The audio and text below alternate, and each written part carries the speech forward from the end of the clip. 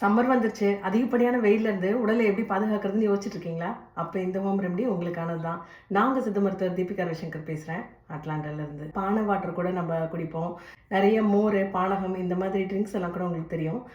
வெட்டி வேரை வந்து எப்படி பயன்படுத்துறதுன்னு இன்னைக்கு சொல்கிறேன். நேராக கிராசரி ஸ்டோருக்கு நடந்து போங்க, வெட்டி வேரை வாங்கிட்டு வாங்க. நீங்கள் அப்படியேவும் பயன்படுத்தலாம், இல்லை பவுட்ரு பண்ணியும் வச்சுக்கலாம். நீங்கள் பவுட்ரு பண்ணி வச்சிங்கன்னா நீங்கள் ஒரு துணி மாதிரி காட்டன் கிளாத் மாதிரி கட்டி அதில் இந்த வேரை வந்து போட்டுட்டு நல்லா முடிச்சு போட்டுட்டு நீங்கள் குடிக்கிற தண்ணியில் வந்து அப்படியே டிப் பண்ணி அந்த தண்ணி குடிச்சிட்டு வரலாம். இன்ஃப்யூஸ்ட் வாட்டர் பாட்டில்ஸ் இப்போ கிடைக்குது. அந்த இன்ஃப்யூஷன் கண்டெய்னருக்குள்ளே நீங்கள் வெட்டி வேரை போட்டும் குடிக்கலாம். இது இல்லாமல் டீ மாதிரியும் நீங்கள் குடிக்கலாங்க. ஒரு ஒரு டேபிள் ஸ்பூன் எடுத்துகிட்டு ஒரு கப்பு 2 கப் வாட்டரில் வந்து டேபிள் ஸ்பூன் போட்டு கொதிக்க வச்சு வடிகட்டி குடிக்கலாம்.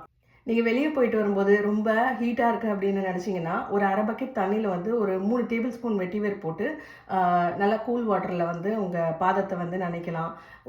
கொஞ்ச நேரம் அப்படியே உட்காந்துருக்கலாம். அதுக்கப்புறம் வந்து தலைக்கு நீங்கள் குளிக்கிறது வந்து ஹீட் ரொம்ப குறைக்கும்.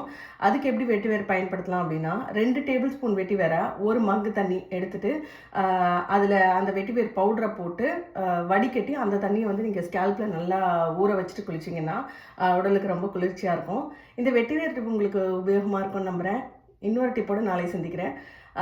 இது மாதிரி சம்மர் ட்ரிங்க்ஸ், அதாவது ஆயுர்வேதிக் முறையில் செய்கிற இந்த மாதிரி ட்ரிங்க்ஸ் எல்லாம் ஏதாவது வேணும்னு நினச்சிங்கன்னா கமெண்ட் பண்ணுங்கள். எல்லாருக்கும் நன்றி. ஹேவ் வண்டர்ஃபுல் டே. அறம் வாழ்க, வளம் பெறுக.